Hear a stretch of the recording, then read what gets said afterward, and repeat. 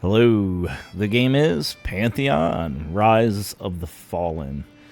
In this video, I'm going to attempt to explain the differences between the different classes. I'm not going to get into details about every ability. I'm not going to sit there and read abilities to you. I'm going to try not to do that stuff. You can read for yourself. What I want to convey in this video is how it feels. How much are you wanted? Can you group? Can you solo? What's the differences? Like, I want to try to get into the real deal. Things that no website seems to answer, no videos seem to answer, and it frustrates me. So I'm going to take what limited knowledge I have, I'm going to put it in this video. I'm going to put a lot of timestamps in the video, so if you want to jump around, because I got a feeling this is going to be a very long video. No gameplay, I got a bunch of web pages to look at, and it's going to be mostly me talking. Feel free to don't even look at the video, just listen if you want. That'd be fine. But yeah, use the timestamps, and it's going to be very long. And I'll do a disclaimer. I don't know everything. This game is a new game. It's changing all the time. So what I say now is partially fact, partially my opinion, partially my own observances, partially what I've heard Joppa talk about, all combined, right? So it's my experience, and I'm going to try to convey everything to you. So it might not 100% be accurate, but I think it's going to be pretty accurate. I think if you watch this video, you're going to kind of know what you want to play without having to spend 2 weeks getting everything to level 7 or 10 to kind of figure out, oh, I didn't even really like this class. Let me go play something else. I'm going to try to convey a really decent idea of what the reality of the playing the game with each class is like. So, with that said, this graphic here is from their website. This shows you in early access what's currently available now and what races you can play with that, right? So, this Wednesday, it's the Sunday. I'm doing this late at night on Sunday before I gotta go to sleep, so I can put it out hopefully tomorrow, maybe Monday, maybe Tuesday. We'll see if I can get it done tonight.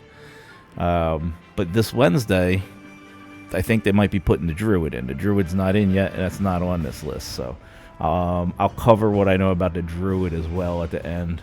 Like I said, timestamps, guys. It's going to be a long video, so just jump around. All right, so let's begin. First topic. First, there's so many things I want to talk about. What's the first thing we want to talk about? What's the first question? First question everybody always asks is, what's the class that's needed most? And if one more person says Enchanter, I'm going to strangle somebody. I'm just saying. Not really going to strangle somebody, but it's always bad advice. No, Enchanter is needed.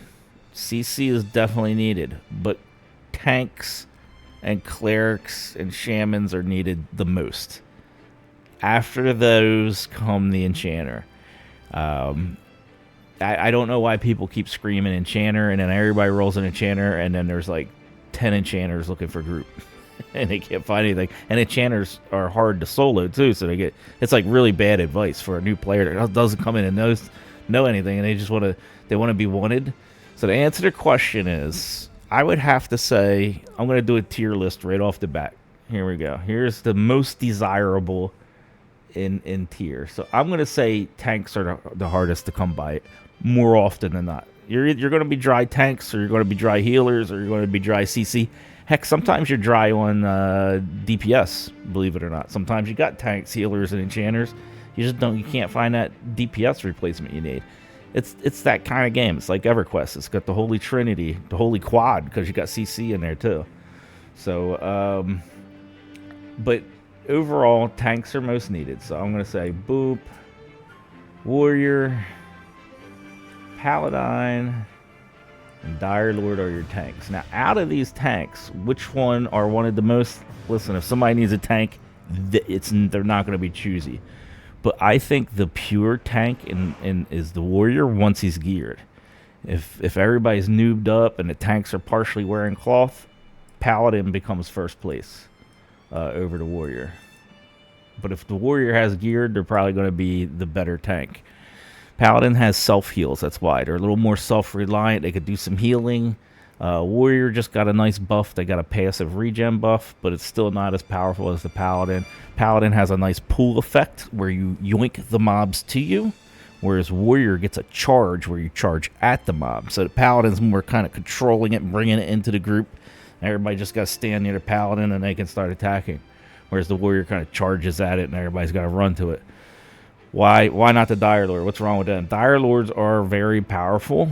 They have a lot of self-sustain through their like bleeds and stuff. They got good damage, better damage than the other tanks. But they don't have a taunt, at least not at lower levels. I said that once and somebody was like, yeah, they got a taunt. I'm pretty sure they don't have like a direct taunt. They have abilities that create threats, so they got no snap taunt. Paladin and Warrior both have a snap taunt that they can, if it turns around on somebody, they can just go, nope, you're on me.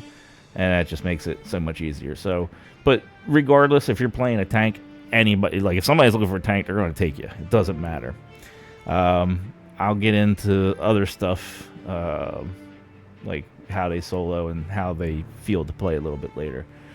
Now, the next most desirable is going to be your healers. So your Cleric, pretty soon a Druid. So I'll just throw them in there. Your Shaman, and that's it, right? Yeah. Yep, so that's it for your healers. Now, out of these, your Cleric is your pure Cleric. They're the best all-around healer. But again, if nobody's going to turn down a healer when they need a healer. So whatever's available, they're going to take and be completely satisfied with it. However, your Cleric is the strongest heals. They got shields. They got HP buffs. They're standard Cleric, right? They got the res, the 25% res later on. Shamans are very good as well. So Druids aren't even in here yet. Shamans are very good. They have a channeling heal. They have regen heals.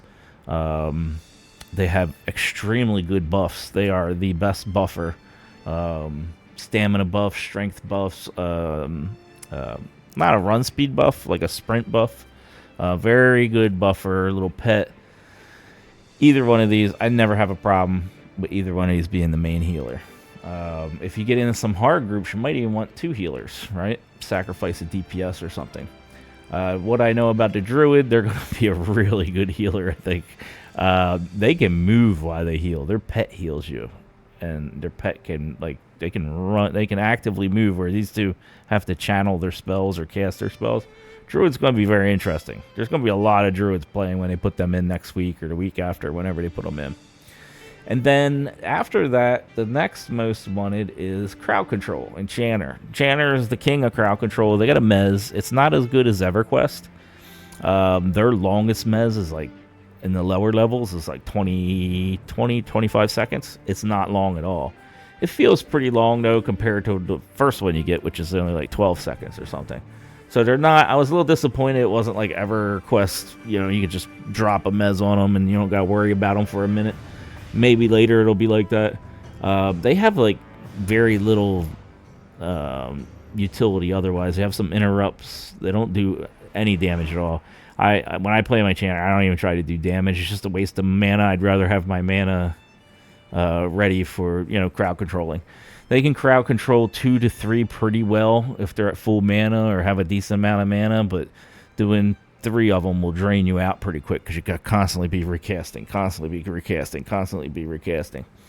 But they're not the only crowd control. So if you don't have an Enchanter, people will substitute a Rogue as crowd control because they have. I haven't played a Rogue, full disclosure. I haven't played it up high, so I'm not an expert at Rogue. But I've played with them a lot, and they have different forms of crowd control that work pretty well. Nowhere near as powerful as an Enchanter, but you can get by with them. So if you need a CC, and there's no Enchanter, Rogue, you just pull them in.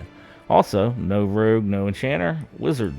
They have Root. Root lasts for 30 seconds. So as long as the thing isn't like a arrow caster or just a regular caster, you just root them and be done with it. Now, Root, to me, when I played the Wizard, seems like it resists a lot more than Mez. Like when I play my Enchanter, who also has the same Root, I don't even bother using Root because it seems to get resisted more than my Mez did.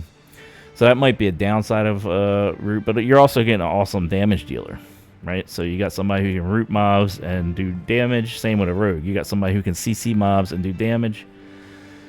Who is the next CC'er? Oh, we got Necromancer. What? Necromancer can CC? I haven't played a Necromancer at all, not even to level 1. But I've played with them a lot. I think they're good. I think they have undead CCs, but they also have a anything CC, which is really good. Lasts for a while, but it's channeled. Like they could, so it takes them out of the combat. So you lose your DPS Necro when he's CC a mob, but that's fine. Like like who cares? Enchanter ain't doing anything but CCing anyway. So it's almost some people start preferring Necros, I think, over Enchanter for that reason. Like, oh, we got this dude who does pretty decent damage, right? He has a pet, he has these dots, he does okay damage. And then when we get one extra mob, he can just hold him for us until we're done killing this mob. You know what I mean? So I think in some essences, some people like higher skilled groups, they might see it as this is the order of CC that you want. Just because the Enchanter's not doing any damage. Now, Enchanter's supposed to have Charm, which will bring damage, but they don't have it right now. So I think some people, higher end groups or more experienced groups, might see CC tier as being Necromancer, Rogue, Enchanter, and then Wizard. So this is why it like really jams me up, grinds my gears when a newbie comes in and goes, "Hi guys, I'm new to the game. I'm so excited. I want to be really desired. What class should I pick?" And they're like, Enchanter, and they're like, nope. You know what I mean? So it's like, they're good. Don't get me wrong. I'm not trying to crap all over Enchanter. They're really fun to play, and when you have an Enchanter, you feel so safe. It's like a warm hug. You know those big, nasty ads that wipe your group? You're safe from them for the most part, unless you get some numbnuts that isn't assisting and they're breaking the CC, and then, you know, wipe your group. But, yeah, so that's the reality of it. These guys all can CC in some form or another, and a lot of people don't realize that. And then your standard DPS, which is your Wizard, your Rogue, your Necro, your Ranger, your Monk, and your Summoner are your DPS classes, right? Put these in order of what people think the best is.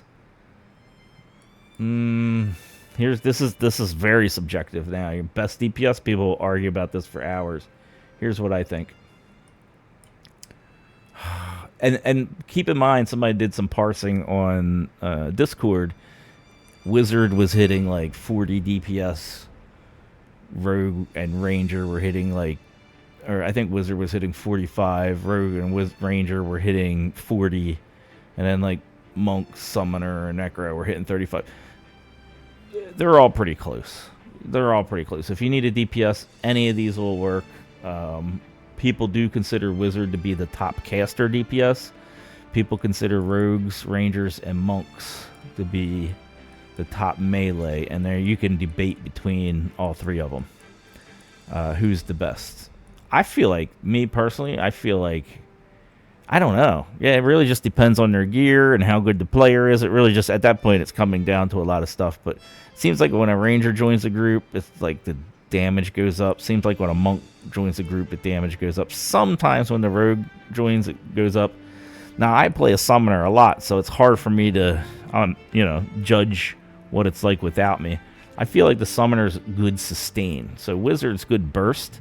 Summoner's rarely ever running out of mana. They can just keep going. So if you're pulling fast, right, Summoners are going to be like throwing his pet in, which is a constant source of damage, and they're blasting, and they're not blasting for as much as that Wizard is, but over the course of time, they can just keep chugging it out. They got a self-mana regen kind of thing going on.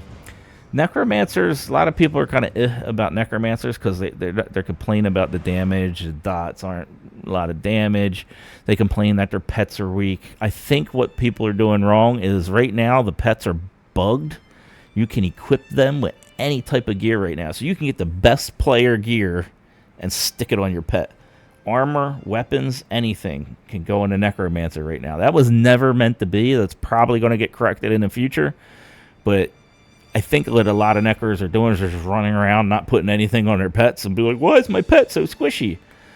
Dude, you got no armor on them. You got no good weapons. It's like, what are you doing? So I think Necros get played incorrectly a lot, and they get a bad rap for that. But I think All the DPS is very good. Actually, all of the classes are really good. Really, they did a really good design, and they're half finished right now. They don't even have all their spells and stuff. They're still getting balanced. They're still getting worked on. But you can tell when you're in these games playing all these different classes, it's just like kind of like EQ is. You want to play them all. They're all fun. They're all good. They all have their little niches and advantages and disadvantages, and that's what makes them great. So that's what's mostly desired. Tanks, I think you could. If somebody said, "Nah, I think healers are," that's kind of subjective, right? We should probably do this. Is what we should probably do. CC. And then DPS is really what we should do, because it really just depends if the tanks are dry or healers dry. I just feel like more often than not, we're dry on a good tank. We can find a healer or two, but it's really just depends. Okay, so that's what's needed the most. I need a drink. My mouth is dry after all that talking. This is going to be a very dry mouth video. All right. So, back to classes. Races don't matter right now. I don't think any of their stats are in or anything like that. Pick what you want to pick based on their looks, I would say. But I would actually, what I do is I pick what would be good. What would I have picked if all the stats were in? Because what if next month they say, all right, all the racial abilities are going in now, and then you're like, oh, jeez. Why'd I pick a human? I really wanted an elf. Or why'd I pick a dwarf? I really should have picked an ogre. You know what I mean? So my advice is pick what you would based on the effects. And I think they have all the effects listed in for the races. Let me see. Oh, no. That's better. I'll keep that page. That's fine. I like that page better. It's nice and big. I'm not going to go into different races. You can read about them on websites and stuff like that. But for the most part, a lot of it's human. I will say that humans and ogres and darkmire and dwarfs start in Throne Fast, which is where like all the main grouping goes on. And elves and halflings start in like Wild's End, I believe it's called, which is really far away. It's like an hour-long run to get from there. It's very complex and dangerous if you don't know what you're doing or know the way. But they do have wizard teleports now, so wizards can just teleport you over. I got another video about that. If you look through my playlists for Pantheon, you'll see me actually doing it, getting a port and showing you how to get from there to Throne Fast and where to bind at and how to run the town. But yeah, I would pick what you want, even if that means you want to be an elf and you have to port over to play with people. It's fine. All right, so now the different races. I think so. I got it set up here as going through tanks, healers, crowd control, DPS is kind of how I got it set up here to go through. Yeah, so let's start with warrior. How's a warrior feel? So you have all your abilities down here. You can read about them. But basically, like I said, warriors are a really good tank. They solo pretty poorly right now. They did just give them a passive regen buff to kind of help them with that. So you get, like, I think at higher end, it's like 5 or 7 hit points per tick or something like that. So it's not horrible, actually. But warriors are reporting, the ones I've talked to, is like, yeah, it helps, but it's not, it's not helping a lot. I had one guy adamant. He's like a level 25 warrior. He's adamant. Like, a warrior cannot solo a blue. I can barely solo a green. And then he got a weapon upgrade. He's like, whoa, this is so, I could do so much damage now. So it's just, you got to remember, everybody's point of view might be because they're playing it wrong, they don't know something, maybe their gear sucks. Keep that in mind. Even my advice and opinions and stuff like that are all based on my personal experience. The game still is not solved yet, right? And it's ever changing. So I think warriors can solo pretty decently if they're geared. They're not the greatest soloers, and they're going to make an adjustment this week or next week, I think they said. Where the lesser con mobs are easier. They don't do as much damage. I believe the cause of that was The cause of that, if I remember correctly, what Joppa was saying is right now when you're higher level than a mob, it doesn't take that into consideration. Like, it doesn't. There is no thing in there saying do 5% less damage per level or whatever, or defenses whatever percentage weaker per level you're higher than it.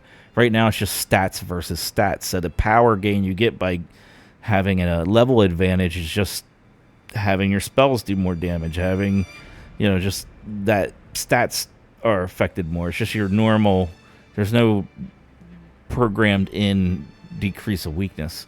So that's why you fight a gray mob. It can still be pretty difficult. Like, your group is like chugging on a gray mob like it's a white mob almost.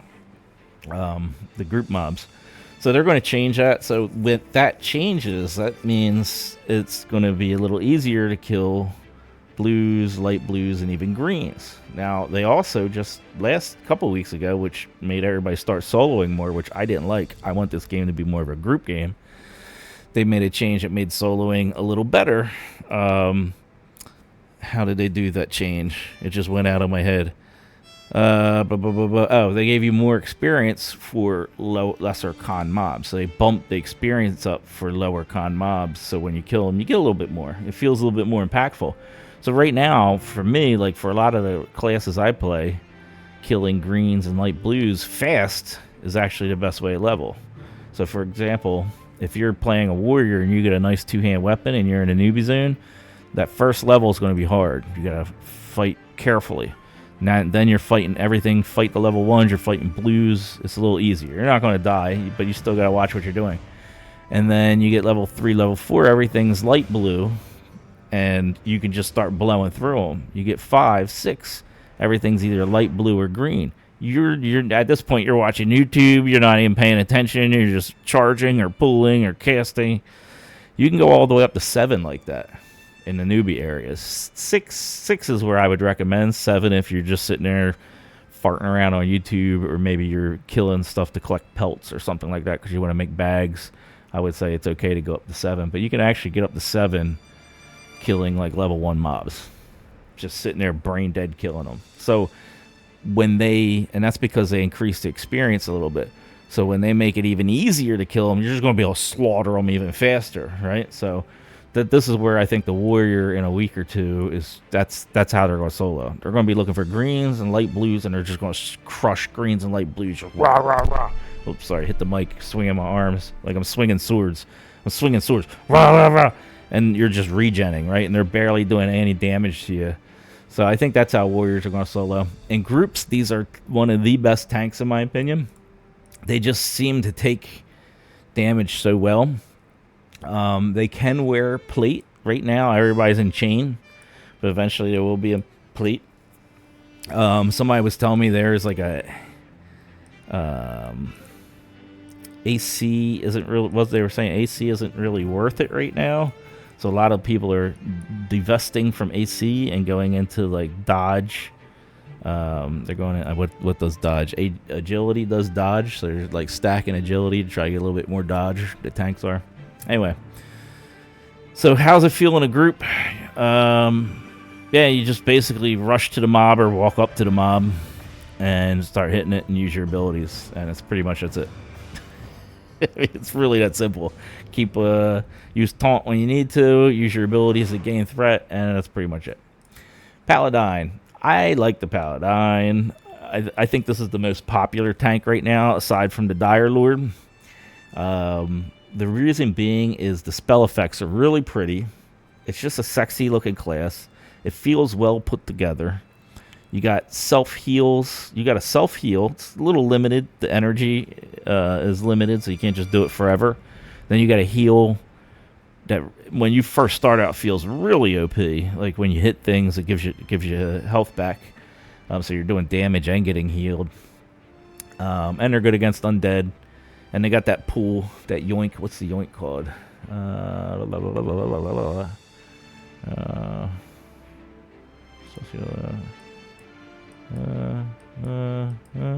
Heal, entice, grant, instant heal. Oh, they got the you got your full heal once every 30 minutes too, which is really nice. Pool gets this one. Edict of Celestial Might. Secret Word of Pact. That's it's on a 10-second cooldown, and you can just yoink a mob to you. It's very, very convenient for a tank. Just be able to do that. Also, when the mob's running, so the mob's running away, and you're in a dungeon and it could aggro another mob, no problem with a Paladin. Yoink! You just yoink that thing right back to you. It's such a nice feature. I'm surprised I haven't seen it in any other MMO before. It's a really nice ability. So this is actually my favorite tank. They can wear plate, so I think they're going to be heavy endgame tanks, and they're pretty good. They don't do as much damage. Well, I can't say that. They might do as much damage as a warrior. Maybe the warrior have a little bit of damage edge to them, but they're good tanks all around. When the tanks are like not geared up, everybody's like, oh yes, a Paladin, because they have a little bit more sustain than a warrior and a Dire Lord. They can heal themselves a little bit more. It's a little bit easier on a healer. When the game first kicks off and nobody has any, it's like the first couple weeks, nobody has any gear or anything. Everybody's really squishy, and it's tough on them healers when them tanks go in there wearing partial cloth armor, and the DPS has crappy weapons, so you gotta like every mob takes all your mana kind of thing. So that the feeling was like, Paladin. But once a warrior starts getting gear, once a Dire Lord starts getting even just good leather gear, it just makes all the difference in the world. But definitely very fun tank class. You're not going to go wrong with it. You're not going to go wrong. Oh, shoot. Completely forgot about warriors. Sorry. They have a banner system, which is really nice. So they drop banners, and it's like gives buffs. So like AoE radius for the whole group kind of buffs. I forgot about that. It was one of their biggest things. One of their biggest draws. Sorry. I know I should probably cut this video into segments because I'm going to make so many mistakes, and I'm not going to edit it. I'm going to do it live. Let's do a 2-hour video live. All right. Yeah, so they drop banners. So Bard Warriors, basically. Not really bards. They just drop banners. So yeah, that's a really great boon. They're boosting. Those banners really help your group too. So these two are very, very, very good tanks in my opinion. Dire Lord, interesting tank. Haven't played him yet, but played with a lot of them and talked to a lot of Dire Lords. I do want to play this guy because he's pretty OP solo, in my opinion. Literally my eyes got wide. I seen one of these guys solo what would be to him a blue con elite mob, a group mob, a one chevron mob, just solo, outright by himself, no healer, no nothing. Just walking around in the in the dungeon by himself and be like, rock. They have leech spells, like bleed spells that keep them healed while they're doing damage, and they're just all their abilities seem to be high damage abilities. And then if you get them geared up with a couple good weapons and some decent armor, they're very deadly, especially at higher levels. They're the best tank soloer. So if you want to be a tank but you want to be the best tank soloer, 100% right now is Dire Lord. They're beasts. Now that's not to say they're the best soloer in the game. Paladins can solo pretty well because I got sustain. They're just slow. Warriors can solo as well. Like I said, I think they're going to solo even better. They just got to grind lower mobs. So Dire Lord is you'll see Dire Lords camping the named elite mobs, right? They're using their Dire Lords, not other classes, because they can handle it by themselves. So if you want to be like a named farmer, or you just want to solo by yourself and you want to be a tank, because other classes can do that stuff too, but you want to be a tank, this is a good one. I do think they're going to drop off later because they only can wear armor up to chain. They won't be plated. And I think later on, that's where the Paladin and the Warrior are going to shine for those bigger, harder group mobs, group boss mobs, stuff like that.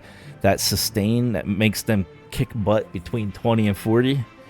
I think when the game evolves into level 50, level 60, whatever, whatever becomes of the end game, because it can only wear chain, I think that's where you'll see them shine less. But right now, in the game right now, and for who knows how many months from now, they are really powerful. Really good tank. They also don't have, like I said earlier, I don't think they have a snap taunt. At least not early. I don't know if they get one later. Yeah, see, everything generates threats. right? There's nothing in here that says it pulls the... They don't have like a direct taunt. So that's the tanks. I think they're all good. They all have, like I said, they all have their own little thing that makes them decent. Kind of already talked about the healers. Let's go with Cleric. Again, Clerics can wear a plate. They got shields. They're very tough, durable healers. They're your standard EverQuest healer, right? Except they don't have complete heal that I know of. But they're a very strong healer. If you want to play that Cleric role play where you're buffing HP, you're buffing AC or whatever. I'm not even 100% sure if they even get a HC. But they're just a really, fortify armors, the armor class. So just your standard EverQuest Cleric, right? They're the ones that are going to throw up shields, throw big heals, buff AC, and that's what they do. I think they even have a group heal. Do they have a group heal? Do they have a group heal? I don't know.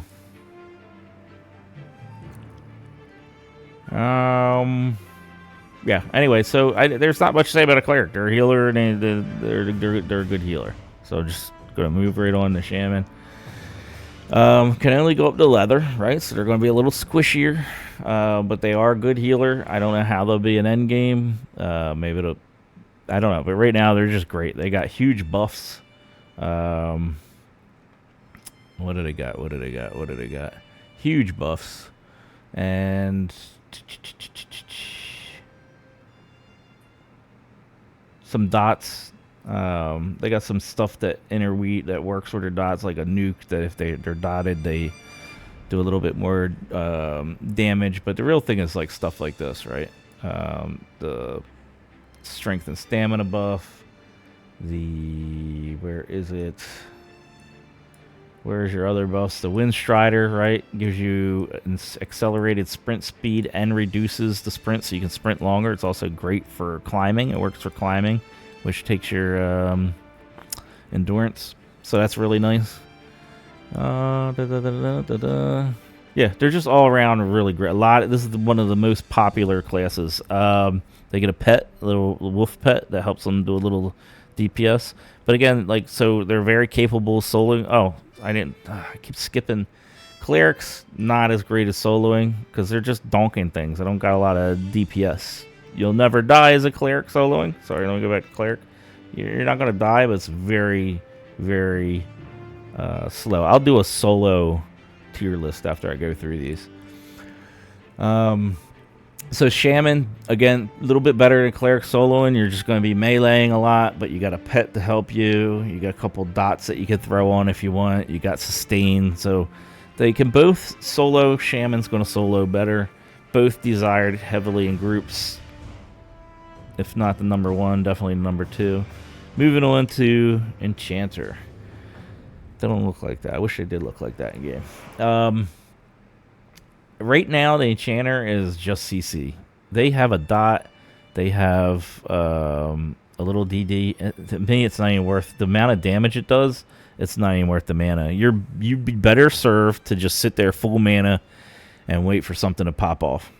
Now, 20 plus, does that change a little bit? I don't know, but I can't imagine it changes a lot. They're not a damage class. They're a crowd control class. One of their big boons is they do have crack.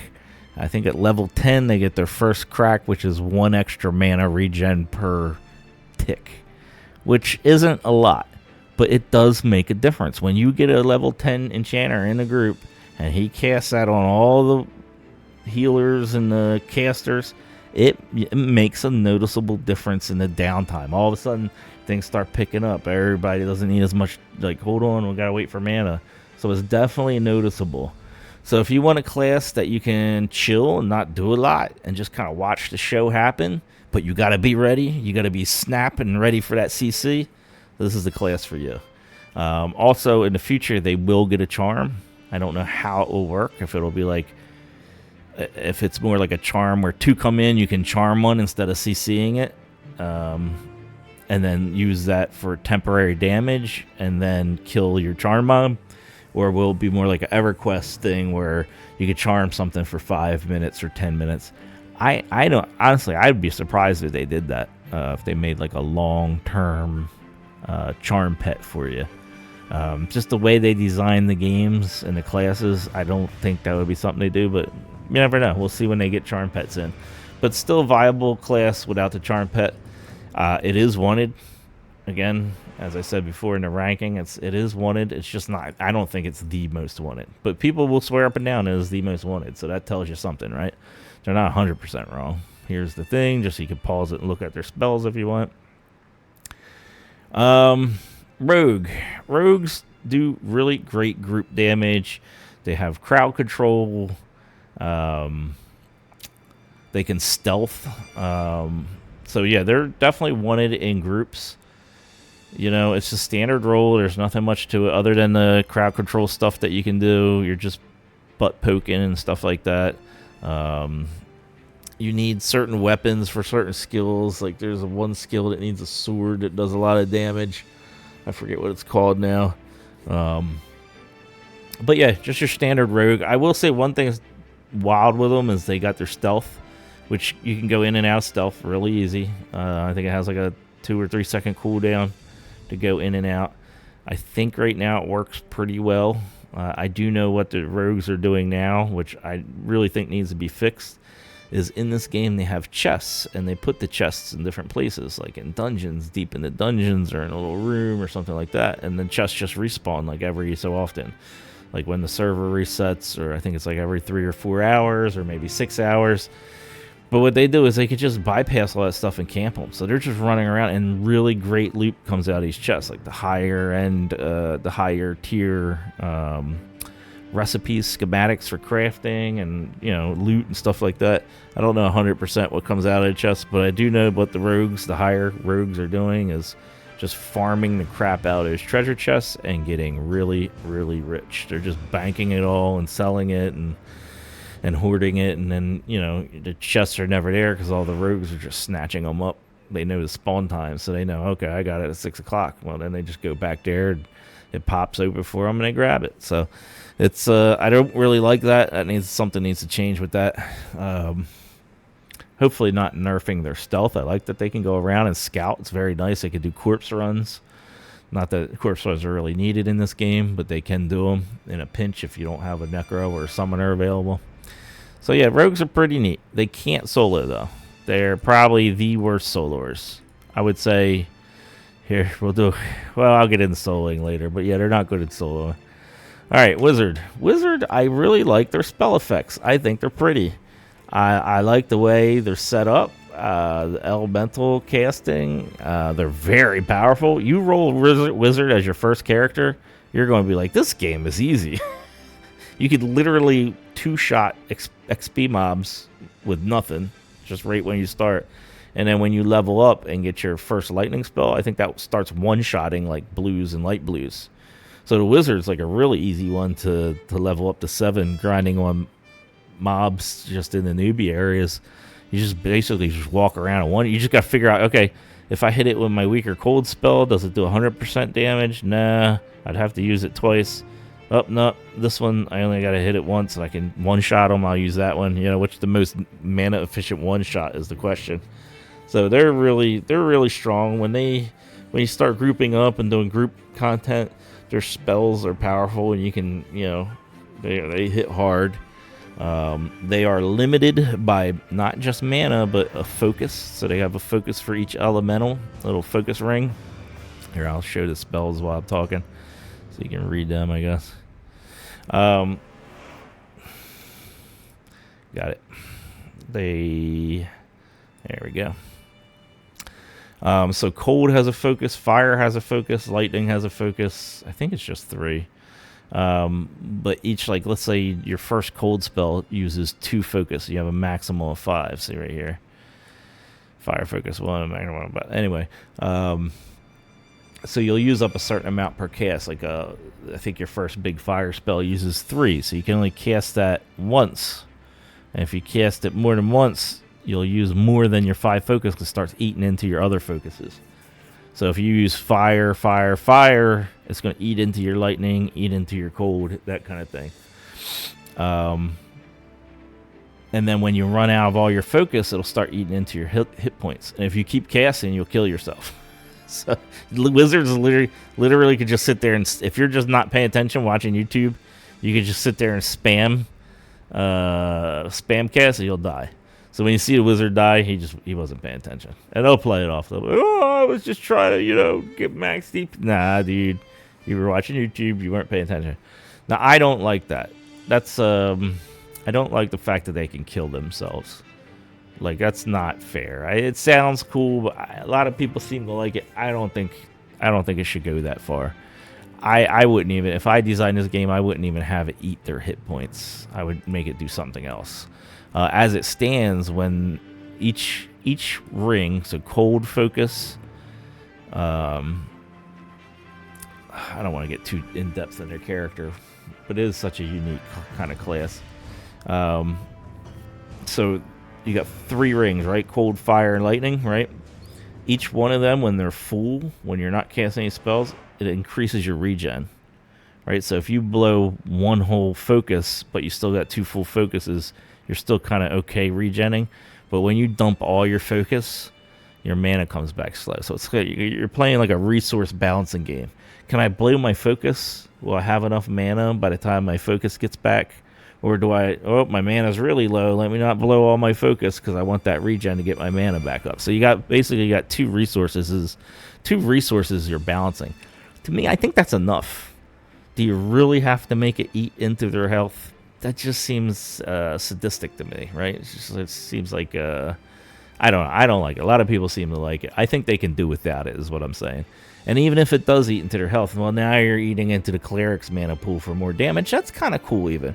But don't make it kill them, right? Like, I think that's going too far. Make it so, like, the most they can do is use their health down to, like, 5 or 10% or something like that. That way it's just bugging the Cleric and wasting your group's heal. But you might want to do that. It might be a tactic. So, I guess I just don't like the killing part where they can kill themselves. One thing I was saying, I had a kind of idea about it, is in EverQuest, when you get below 10% health, you get what's called low health aggro.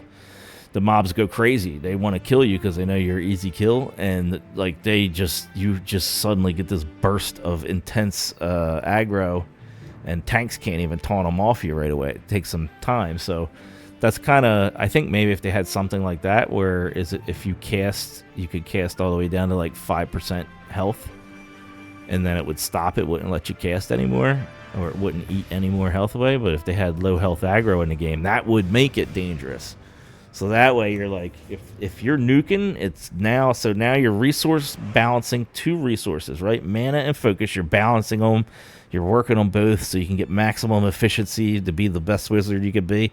Oh no, here comes a bad situation. I'm going to save the day. I'm going to blow all my focus, all my mana, and all my life.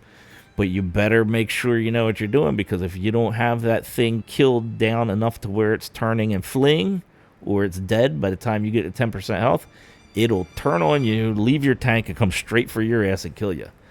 I think that would be cool. I just don't like if you're just accidentally hit the button or not paying attention, you die. I don't like that. I think that needs to be changed. I think there's a lot of ways it could be a little bit better.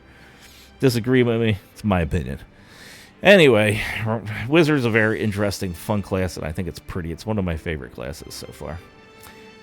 Ranger. Ranger is pretty cool. They got EQ style tracking that doesn't work very well. They got foraging, their bow. So if you like the whole Ranger vibe, this definitely does it. They have a mechanic that makes them bounce back and forth. So they got like a leap mechanic to where you'll leap into the mob. You'll do like a jump, and then you can do your melee, and then you can jump back and then do your bow abilities and jump, melee, jump, bows, melee, bows, and they look like fleas is what they end up looking. You just see them during the fight doing this boink, boink, boink, boink, boink, boink, boink. I don't like that. I like that you can jump in. I like that you can jump out. I think that should be like changing your stances almost, right? You jump in, now you're meleeing. You can use your melee abilities, right? But it doesn't. and then you can jump out and use your bow if you want to use your bow abilities. So maybe if there's an AoE or something, you can jump out, or you just want to use your bow, you can jump out. So I like that mechanic. How it feels now when you play them is if you're not going boink, boink, boink, boink, boink, you're losing damage. Because now it's like jump in, hit with this thing that makes you guaranteed crit. So you blow your melee abilities, jump out, blow your bow abilities, jump in, blow your melee cooldowns, jump out, blow your bow cooldowns. So if you're not doing that, it feels like you're not getting max DPS. Now somebody did tell me, well, later on people just tend to just melee and they still do great DPS. And that's probably, to me, is telling me, well, bows aren't that well developed then, is probably what's happening. Because the way the skills look at lower levels, it just looks like if you're not bouncing back and forth, you're not performing at your maximum ability, right? I would like it to be different. Like, I would like it to where if you use...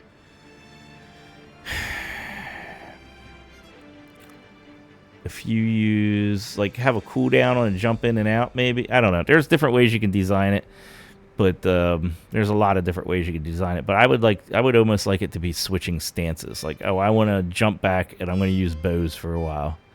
You know what I mean? I just want to sit back and it doesn't hinder me. It doesn't hurt my damage. I'm still doing good damage. Or I want to jump in. Okay, I'm going to do some melee for a while. Pop, pop, pop, pop. You know, something like that. Or I don't like the bouncing back and forth. Other than that, I love the Ranger. I love how it feels. I love how it looks. I love how it plays. They even have one of my ideas. If I was ever going to design an MMO, I've been telling people to do this. I keep giving people gold, and they don't take it. It's like, it's gold, Jerry, it's gold. Stop with the ammo. Just let us have an arrow, and then use it like a piece of equipment.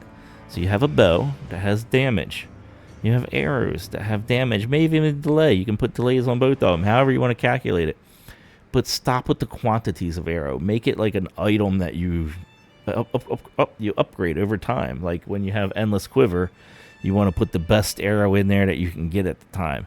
That gives you a whole nother item slot, and make it infinite. Like, stop with the having to go to the store and buy arrows. That's horrible. They did that in this game. The arrow is a piece of equipment. It has a damage rating. Boom, there you go. Yeah, it'd be cool if they did a quiver too as an equipment slot that gave you haste to your bow. You know, that would be pretty cool. Anyway, Ranger, I like it. Considered a good DPS class. Can solo, can group. Can solo decent, can group. It has a little self heals. People were arguing with me about that. They were like, "Man, the heal sucks. It can't do anything." They were using it wrong, right? So what you do is, since you can't use range when you're soloing that well, you're mostly melee. Boom, hit your melee, boom, hit your melee cooldown. Your skills are on cooldown. Who cares about your crappy auto attack damage? Your skills are on cooldown. Throw a heal on yourself. It offsets some of the damage, like one of the hits. So it basically gives you this extra sustain, and it really helps out a lot when you're soloing to just sit there and you blow your cooldowns, you throw a heal. By the time your heal lands, you got another cooldown ready. You blow that, you know. So you weave the heals in between your cooldowns. And I think a lot of people don't get that, and they're like, "Oh, these heals don't do anything." Yeah, they add up. They do a lot over the course of a fight. Monk very much feels like they're... Oh, Ranger. They also get a 5% permanent run speed buff. Toot, toot, toot. That's pretty important. It makes them feel a little bit... That little 5% makes them feel a little bit faster. Also helps them run away from mobs a little bit better than everybody else. Monk feels a lot like Ranger in my opinion. They actually have these like cheese or something. They have like little strikes that are ranged. They're like medium range, right? It's not bad, so it's cool for pooling. So you can just go up and like pop and hit things kind of medium range far away and run back. And they're one of your damage abilities too, so they're pretty cool. They got a heal, just like the Paladin. They got a thing when you hit, it heals them. And again, you know, if you miss, you don't get healed. Boom. They have Feign Death, which is nice. People are saying it's not working, but what I've also been told is it calculates each mob. So if you have one mob on you, it has a high chance of working because it has a chance to fail, right? And if you have 5 mobs on you, it goes... works against this one, works against this one, don't work against that one. You know what I mean? So if you fail one, now it's going to fail for all 5, right? So it doesn't work when it works a lot less when you get a bunch of stuff on you. So I think that's what people are experiencing. I think they do want to work on that. It's a kind of a pain point for monks, just because it's only partially functional. But other than that, they're great damage. They're decent solo because they have that sustain, because they have a hit that heals them. And it does a pretty decent heal. But if it misses, you can be in trouble. So think of it like Mend, that's on a 10 or 15 second cooldown, I forget. But it depends on if you hit or not, and how hard you hit. Good solo, great groups. Often the pooler, because they can feign death if they pull way too many. Like if a ranger pulls too many, he's going to die, or everybody's got to run. If the monk pulls too many, he has a chance to pull a feign death off. Like if he pulls like 3, and you really only want 2 max or something like that, maybe you don't have an enchanter, you got a necro, he can just feign it off and try again. So usually monks tend to be the poolers, rangers tend to be the poolers, rogues even will be the poolers. In my opinion, tanks should be the poolers. Some tanks do pool, but nobody wants to pool. That's the thing. Nobody in any MMO wants to ever pool. They just want to sit there and be lazy and watch YouTube. So everybody's always trying to get somebody else to pool, and they'll always point at the ranger or the monk. I do see some tanks pooling. I think tanks should pool if there's not a monk, simply because you get pool aggro, and it's harder to pull that aggro off of somebody else onto you than it is when you initially get it. So it just, when I see when a tank pulls, it just feels it works better. The group flows better, even over a monk. The only reason you should have a monk pool is if there's like a bunch of potential ads. Other than that, like if they're mostly single pools, maybe one ad, no reason a tank shouldn't be pulling, in my opinion.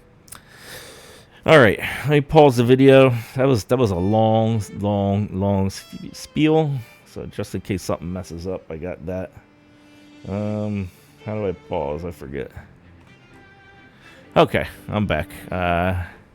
Actually was going in on this. I realized I didn't do a summoner.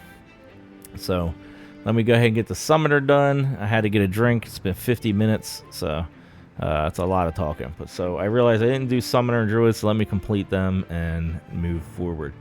Summoner is one of my favorite classes. I think it's pretty unique. It's very much like a mage in EverQuest, a little bit different. They don't look as cool as this right now. Their pets do look as cool as that. I do like the way the pets look on the summoner. You start out with an earth pet, eventually get a wind pet, which is like a DPS pet. The earth pet's like a tank pet, and eventually you get this fire pet, which is like a better DPS tank pet. So the wind's more like a rogue. Eventually it gets like a thing where it teleports behind the mob and tries to backstab them. Great in a group. Solo, no go. Fire is more of a nuker. He's like kind of like a wizard slash, like it'll sit there and melee and cast spells and stuff like that. Does more damage in group from what I've seen than the air does. You can also use it for grinding like low level stuff, but it won't keep aggro. It does more damage than your tank pet. So they're your 3 pets. I think at 20 you get a little pet that does a little bit of healing. Not a lot of healing, a little bit of healing. It's not, you can't replace like a cleric, and I don't know if you get more pets after that. You can't. So when you're soloing, you're using your earth pet. Sorry, I'm trying to think how I want to where I want to go with this. When you're soloing, you're using your earth pet. Your earth pet is getting aggro for you, so you can stand back and cast. Your casting is what's doing the most damage. And how I want to kind of explain how they cast, because it talks into the mundane thing. So you build up, you cast a full spell, nothing happens, so you build 1 charge. You cast another spell, it costs mana, nothing happens. You can release these charges at any time you want, so you can build up, you can build 1 up, release, build 1 up, release. However, when you build up 3 of them, it stacks the damage and you get more damage. So the reality is 95% of the time you're going to build up 3 casts and then release it. 3 casts and then release your nuke. And the reason why I think that doesn't feel good is because you're casting 3 times. 1, 2, 3, boom, release. whereas a wizard can do 3 spells in that time, and your release is doing probably as much damage as the wizard's weakest spell, not his big spell, but it's 3 times longer, right? So I think that's where a lot of people don't like it. However, what the full rotation is 1, 2, 3 release mana bomb. So you got another spell called mana bomb. You throw it on there on the mob, and I think it detonates in 2 or 3 seconds. It goes boom, detonates, and you get a nice chunk of mana back. It gives you mana. So that's basically your rotation as a summoner. 1, 2, 3 release mana bomb. 1, 2, 3 release. 1, 2, 3 release. Mana bomb's probably back up, and you're probably almost out of mana anyway. So it's kind of mundane. I think it doesn't give you that sense of power like a wizard does. But it's pretty brain dead. I like it. I like the pets, but he feels more sustainable. Like a wizard's going to blow through his resources after a long fight or 2 long fights and have to med a little bit. This guy has to med, but he has that mana bomb, which brings it back a lot. So he's kind of like do 2 or 3 rounds of nuking, some mana bomb, med up between pools, and he could just kind of keep rocking and rolling. So he kind of has that little bit of a sustain to him. He's not doing a lot of damage, but between his spell cast and the damage his pet is doing, he's a pretty good DPSer. I really like having him in my group. I like playing him as well. Pretty unique. Also, they can summon corpses. So if the person is near you, you can click the summon corpse spell. It'll summon their corpse if it's in the zone. Very handy when you die deep in a dungeon. I forgot to mention, Necros also have that ability. That's a key ability that both of them have. Druid is going to come out this Wednesday or next Wednesday, I think. Joppa put a video out on this. You should probably just go watch his video if you want to learn about the Druid. But from what I gather about the Druid, this little pet is out.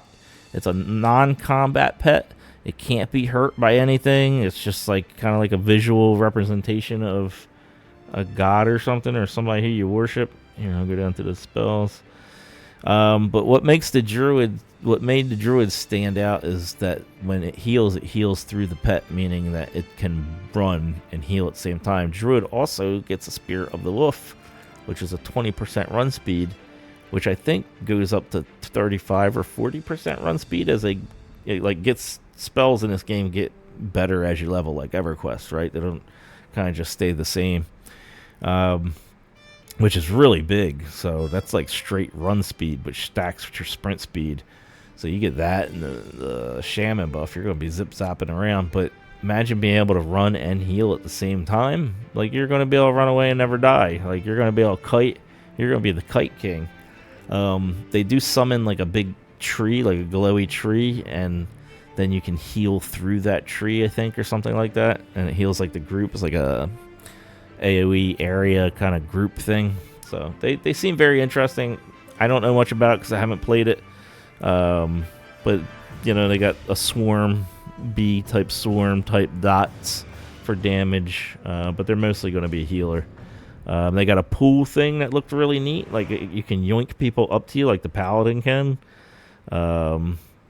It looked like you can do that through your pet, so you can go to a place and tell your pet to stay and then go someplace else and then hit that yoink and yoink yourself like back up onto a cliff is what he was showing us. That's pretty neat. That opens up a lot of different exploits or ways to pull or do things or whatever. Just weird, neat class in general. Can't wait for it. Can't wait to see what they do with the Bard. I think the Bard's going to be after the Druid. I'm not sure if they're even working on it. But, yeah, so let's move on.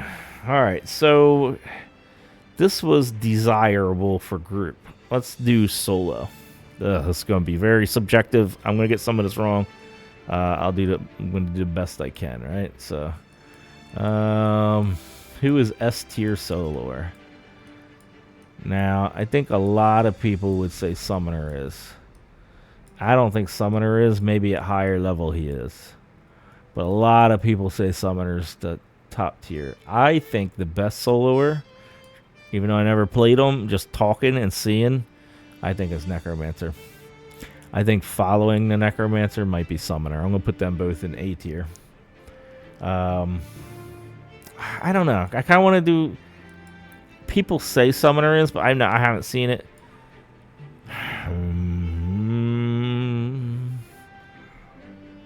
Summoner's slow soloing. Maybe it changes when you're higher level and get better pets or something, but I'm gonna do that. I think Wizard is up there. They kite, so they boom, boom, boom, and it's pretty fast. And it's not that bad. Not that it's like Summoner has to blow his mana and then sit. Wizard, same thing. But Wizard, if they're fighting lower level mobs, they can one shot them. Who's the next best soloer?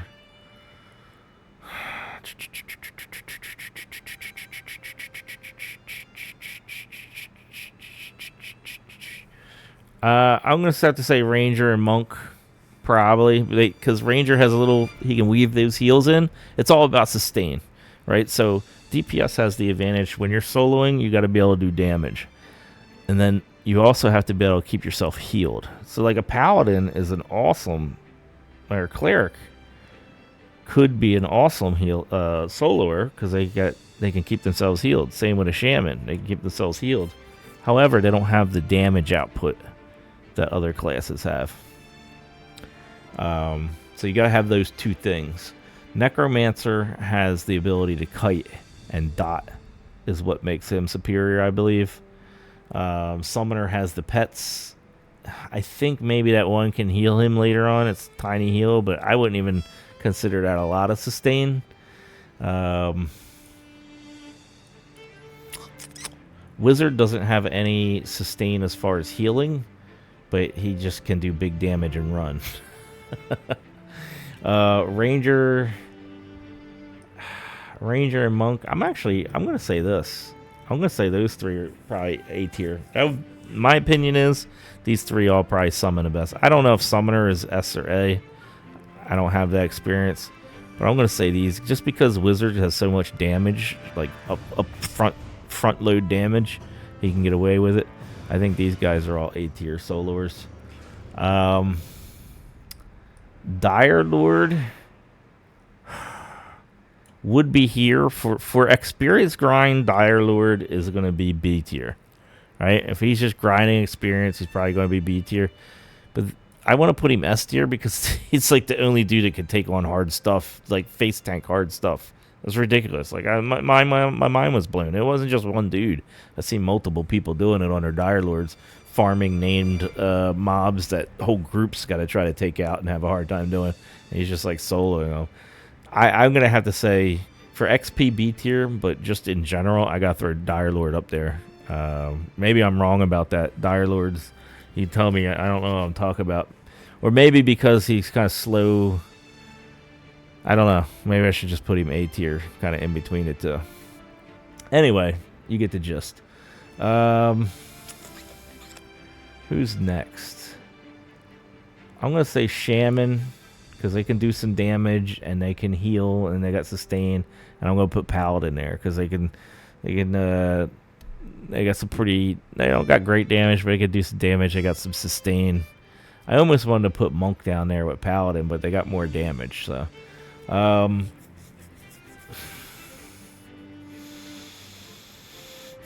going to put Cleric here just because they don't have the damage, but they have the sustain, they can heal. I'm going to put Enchanter here.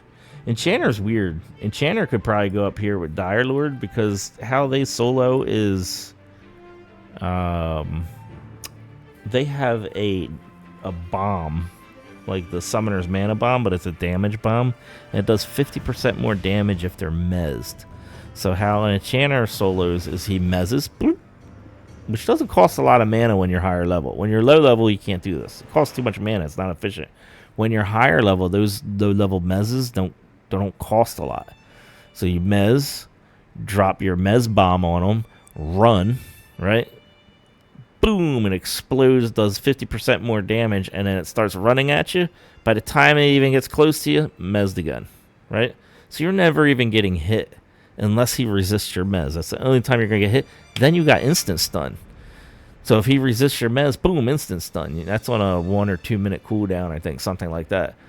So Enchanter It's slow, it's tedious, it's boring, it's not mana efficient, but they could probably solo some crazy stuff because they got mana regen. Their mana might run out though, so maybe they go B if you factor in the fact that they could probably do some big stuff, but I don't think that's the case. I'm gonna go C because they're slow, monotonous. Excuse me. Druid can run and heal, has a 20% speed buff, has dots. I'm going to say Druid. Druid's weird. Druid's either going to be here or they're going to be here. They're going to be here or here. They're either going to be... It really depends on how mana efficient they are and how much damage they can put out with their mana. It might take them a little bit of time, but they're going to be untouchable. They're just going to be able to kite. They're going to be. They got 20% move speed. They can heal when they run. They can cast stuff when they run. I don't know if they have to stand still for their dots, but even if they do, I don't know if they get snare. But if they get snare, it just adds to it. I think druids are going to be pretty good soloers for healers. I think they might be the best healer soloer. Where shaman, if shaman's at B, these guys will probably be at A, if not S. So I'll just put them there. That's my guess. And then down at the bottom, warrior and rogue. Yeah, they're both last. They both got a solo low level, greens, light blues to get by, and even that they get some downtime. So I think this is a pretty good solo chart. As far as who's the better soloists. So why people might say necros or even summoners are up top. All these guys can all solo pretty well. These guys have no problem soloing. It's just slower. I actually enjoy soloing on a Paladin. It's just like you don't really gotta think about much. You just occasionally you might miss your heal hit twice in a row, and then you're like, uh-oh, what's gonna happen? But you got lay hands that completely heals you. You got just a normal heal you can throw on yourself that you don't gotta worry about. So Paladin felt really smooth. It's just it's something very chill.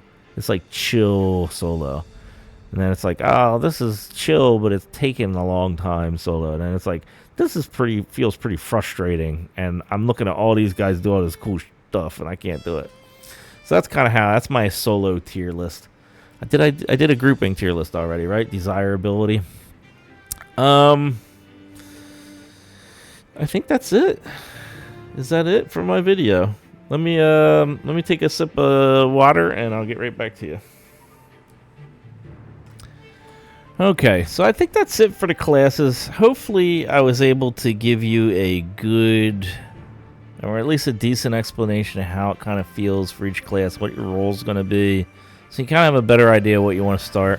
Overall, I'll say this. Here's one tip for you. Pick one class and get it to 20. Done. Try to stay away from alts. If you can get it to 20, by that time you're going to have so much coin and gold and loot for your alts that you'll be able to, you don't got to worry about buying spells. You can gear up whatever you want to gear up. You can buy some gear for them if you want. Even if you can just squeak to get to the manor. So let me go through the normal process. This isn't the best way. This is just what the flow of leveling for most people, right? So this is the big castle that's not implemented yet. This is the big bridge. You can see it from the first city. So when you start in your little starting areas. Here's the Shaman starting area, right? Shaman runs up here. He can get to town through that way or through this way. What is that? Skeletons. So, I'm sorry, just trying to get my bearings here. This is old. This is different now. But the ogre starting area is here. You run down here into town, right? You got the wizard starting area is here. Wizard, summoner, caster. You can run all around here and kill stuff. Go over here is the teleporter. Boop. Teleport you over to here, and then you can go right to town. So that's how you get from the caster. So all your starting areas around here, I think the warrior starts here is like paladin, warrior. I think this is monk. There's a bind stone right here now, so you can rebind. Bindstone's right there next to the monk. I think this is Paladin. Warriors over here. So everybody starts around this area here. This is the starting area here. First thing you want to do is just kill level 1s. Then kill level 1s to level 2. Then kill level 1s to level 3. Then kill level 1s to level... So, you know what I mean? Just don't fight whites. Just fight blues and light blues. And just do that until you're level at least 4. I would say... I used to say 3, but I say go to 4 now. If you can find it, I would say put looking... If you really want to group early, put looking for group on at 3. And if you get a group, great. Definitely by 4. This is the little bandit camp I showed you in my other video where I just did a basic guide. Like, hey, do your trade quests to get your tools in town here at the well. So go here, get your quests, get your first set of tools, go kill stuff and level up. That was my guide. That's the basic beginner stuff. Here's the thug camp that I showed you. There's another one over here. But usually you can get to 5, 6 solo. You can get to 6 pretty easy just solo and stuff. If you want to skip thugs, do that. If you want to try to get grouping at thugs, that's fine. At level 5 to 6, you want to start doing the skelly camp. So you're going to come to the well and go south over the bridge and go right up here. There's 2 skelly camps. This is lower, which doesn't have as many. And then this is the upper skelly camp. It's like a little ramp up here. And you'll sit like right here for upper. You'll sit down here for lower. It can handle two groups. And then you pull from here. There's a name monsters in the mob, or name monsters in the mob. I'm getting tired, sorry, it's very late. There's named up here in this area, and it's a really good camp up from 5 till you probably push it to 8. From 5 till 8, it's going to start slowing down at 8. From 7 to 8, I would say definitely 8. People usually start flowing over to the goblin caves. So you come down the bridge, follow the path. The first goblin cage is before, this is called the crossroads right here, where this big bridge to the castle that doesn't exist is yet. You'll see the castle, you'll see the bridge. There's NPCs here, that little merchants. Call that the crossroads. So the first entrance is before the goblin, before the bridge, and then they got another entrance here. This, you see this purple stuff? It's like a cave. It all connects. It goes in deep, and you can go to up to like 13, 14 in this cave. But in this entrance area here and here, you can start at like level 8. You can probably get to 10 pretty easily there. And then from 10, you can start pushing deeper into the caves. This is where you start dying a lot, and it starts getting frustrating, and your groups break apart. Or you can go over to the spiders. So if you go to, again, town to crossroads, you go over to the spiders, you come down here a little further, there's another little bridge. So you got to be careful. People say go to the bridge. It gets confusing because they'll be like, this bridge? There's 2 bridges. There's a little bridge. There's a bridge here. There's even a 3rd bridge over here. This is just all empty area. There's some resources. You can get trees and stuff around here. But there's no mobs really to fight. So just be careful when somebody says go to a bridge. People get confused because there's 3 bridges. So crossroads, Bindstone Bridge. That's usually as far as you got to go. Bind here if you're fighting in this area. There's a lot of good stuff over here to solo at like level 7, 8, 9-ish. But when you hit 10, minimum of 10, these spiders are tough. You come from the Bindstone over here. Right in here is Spider Den. So this is like Cave 1, Cave 2, I guess. It all leads into the same place, but there's enough spiders in here for 2 groups. You want to be 10 at least. If your tank can be 11 or 12, the better. You know what I mean? This can take you up to 13. So 10 to 13, pretty easy at the spider cage. You might be able to push to 14.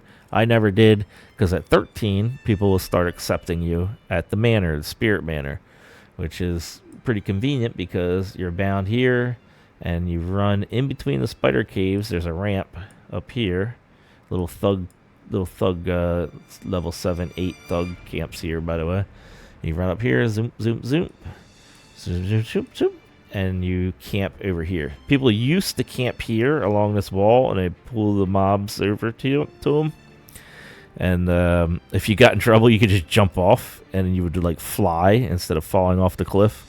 They change that now. I think if you try to jump off, you die. So now people are kind of camping over here, like people used to actually run around here and then camp this side. So now you gotta actually fight your way through, I guess. Maybe you could probably go this way. But usually the camps are out here, away from the danger of the cliff now. But these are undead. They got really good drops. So ethereal gear drops here. It used to be the ethereal gear was no rent. So it was kind of worthless. So people would just give it to newbies. They'd be like, hey, anybody want this? Like, basically, it's tier 2 gear. They give it to newbies. Newbies could, like, be powerful as long as they didn't log out. Now it's actually consistent gear. I don't know when they made that change, but it's gear that's tradable, and it's like tier 2 gear. So you want to go here to get geared up. I would highly recommend as your first character, you come in here, you fight these from 13 all the way as far as you can until you're geared up. They got cloth drops, they got melee armor, melee weapons, so they'll just keep dropping stuff. So that's where you want to go to get your first set of kind of tier 2 upgraded gear. Goblins drop a lot of stuff too, so goblins will give you like better tier 1. Skeletons might give you some stuff. That's kind of how you get geared up. Again, it's not the only way to level. This is just after running 6 or 7 characters through all this. This seems to be when you put up looking for group. This is kind of the camps that people commonly do. So you're going to go to Spider. You're going to go to Skellies at 4 to 5, 6, 7, pushing 8. At 8, you can start soloing around here and look for goblin caves. So it might be a good time to maybe bind here, solo around here, look for goblin groups. Get to 10, it's a good time to maybe solo around here, kill stuff around this area while you're looking for spider groups. Get to 13, manor. The split I find with that is if you can't get a manor group, the best place to solo is over in AVP, this area. So you come from the crossroads, you go this way, and then you zone in, and then you can fight stuff. You go to this town over here and bind. You can fight animals all in this area. Be careful, there's a really dangerous guy that walks. He basically goes like this. So be careful of that. These guys are all group mobs, all these bandits. There's, I think, solo stuff in here. I forget what level. But basically, level 8, 9, you can come over here and kill the animals in this area as well. Solo monsters. But if you're looking for group over here, and you want to be over here at 13-ish, you know, when you start fighting stuff over here, solo, they might not call you because you're not in Throne Fast. You won't see their OOC, and if they're not looking for you in a group finder, then they might not call on you. So that's the only problem with. It's the only thing I don't like this about being a high level camp. There's not a whole lot to like grind on around here. I think there's some stuff up here you can solo, but there's not a lot to grind on while you're looking for a group. But thankfully, Manor can support multiple groups, so usually something going on. And then, where do you go after Manor? You're what, 15? At that point, you can go to this place, Halnir Cave. They call it the HC. You can go in there, start doing the entrance, and that goes deeper as well. It's pretty fun, and the money starts getting good. So when you start hitting 15, the money starts. That's why I said try to get one character to like 20. Because even if you just get to 15 and do that for a little bit, you're going to get a lot of money. You're going to be like, holy crap, I was so broke. Now it's just rolling in. Look at your spells. You'll see. Your first spells are copper, silver, 5 silver, 8 silver. And then you'll see as you get in your 20s, they're like 3 silver, 5 silver, 20 silver, 3 gold, 5 gold, 20 gold, 100 gold. You're like, what the? How would you ever get that much money? As you level up, they start dropping a lot more coin. That's why I said try to get your first one up in at least to 15, because you'll have maybe some drops from the manor that you can give to your alts and help them out. And that way you can have fun twinking a little bit instead of like struggling through every time like I did. So yeah, go in here at 15. I think that starts maybe a little earlier. And they just put the orc caves in. I look in my playlist. There's another video. They just put orc cliffs in. They're 15 plus now too. Really great. Dropping a lot of gear. Decent coin. Not as much as this, but definitely decent. You're going to get, after a couple hours, you're going to have 5 or 10 gold just from killing stuff. You don't even have to sell anything to a vendor. So definitely helps with like buying spells and stuff for your alts. But come down here for the orcs. So you bind here or here. If you bind here, don't run this way. There's a lot of dangerous mobs. Run around the back end. There's not a lot of dangerous mobs. If you bind here, run kind of here, but watch out. There's dangerous mobs right around here. So kind of, and there's dangerous mobs around here that can kill you, high-level mobs. Kind of scoot up this way or scoot down this way. And that's kind of where people go up until like level 15 to 20. You can get up to around 20 on those two. And then from there, there's all kinds of other stuff that I don't have no idea. What are all these? What are all this? I haven't been to any of these yet. So, yeah, that's kind of the common leveling paths. So I hope the video has helped you kind of decide what you want to give a go first. I would, like I said, I would recommend getting them to 15, 20, learn the game, and then you can have fun playing alts. Because listen, there's no end game. Don't rush. That's something like 40 is max level right now. Most classes don't even have spells past 30. Like, you're not doing anything new past 30. There's no raids. There's no bosses. There's some names you can name monsters you can farm. There's all kinds of stuff that I haven't done yet. Like, I haven't been in here and done all this cool stuff. I remember when they added this, I was busy on other games and I couldn't come in here and try it out. So I'm looking forward to going up there. I don't even know what level it is. I don't know what this stuff is. So you'll get there. It's going to take weeks to level up. I would say don't bother rushing. There's no wipe planned. The only wipe they have planned that's 100% certain, and even that's not 100% certain, is years from now when they go live. And then they're even thinking they might try to find a way to not do a wipe, like maybe put our guys on a legacy server or put all of us in a test server or something like that. So even though nobody's going to ever play it, that way people can't whine and be like, I put all that effort in and I don't have it. No, you still got it, even though you'll never play it, because it's boring to play by yourself while everybody's playing on live. But yeah, so they might as well just have wiped it anyway and saved the money on the server. But they're going to look at stuff. You know what I mean? They're going to look at ways. Now, if they have to wipe, then they have to wipe. But what Joppa was saying, there's no way I can tell you that we will or we won't, because something could happen. Some catastrophe or some impassable thing could happen where we have to do a wipe. If that happens, we have to do a wipe. But there's no wipes planned for basically 2 years at least. But if something happens, it could happen. So take your time. There's no rush. Enjoy the game. Servers are going to be here. It's not going anywhere for the time being. If it does go somewhere later on, all the more reason to get your opportunity to experience Pantheon, this creation of Brad McQuaid that guys like Joppa have worked on and held the torch these many years. I think he mentioned that he was working with no pay for years in one of his recent videos. That's insane. Could you imagine doing a job for nothing? Like, most people don't even have that ability. Apparently he's got a rich wife. Thank you, rich wife, for supporting him.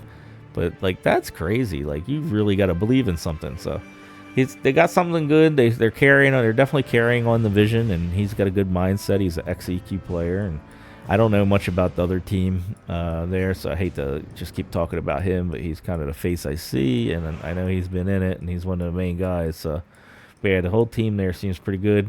Game's doing well on Steam. Everything's great. Give it a try. You might like it. But don't rush. Don't be in a rush to, just try to experience it. It's all going to change. Don't get too attached to it.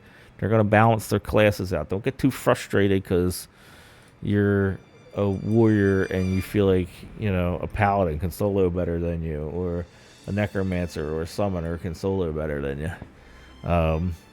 And things are going to get changed. There's going to be balances. There's going to be fixes. The classes are only partially implemented as it is. They're unique and fun, but they're only partially implemented. So that's my advice. Hopefully, again, the video is good, and I'm going to end it here. I think I've covered everything pretty well.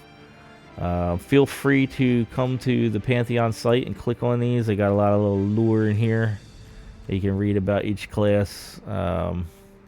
And yeah, hopefully I'll see you in game. Ask ChatGTP, what was that? Yeah, hopefully I'll see you in game. I don't want to promote the server I'm on because it's always going max capacity. And I'll give you a hint. It's always at max capacity first, and we only have 2 servers, and we need more servers, unlike another server that has streamers on it, and so they get 4 servers, and they're never at max capacity. All right, anyway, don't mean to end it on a negative note. It's very frustrating when you can't play at max. At peak times, the servers get packed and you can't play peak hours. Actually, that's why I decided to start doing this video. I was like, you know what, let me just call it a day, log off, and get this video done so I can try to get it up this week. Because I see a lot of people just going back and forth about what is this class, what is that class, who's the best. So I just want to give them my 2 cents. Hopefully you found some value in it. I'll see you guys in the next video. I'm going to bed.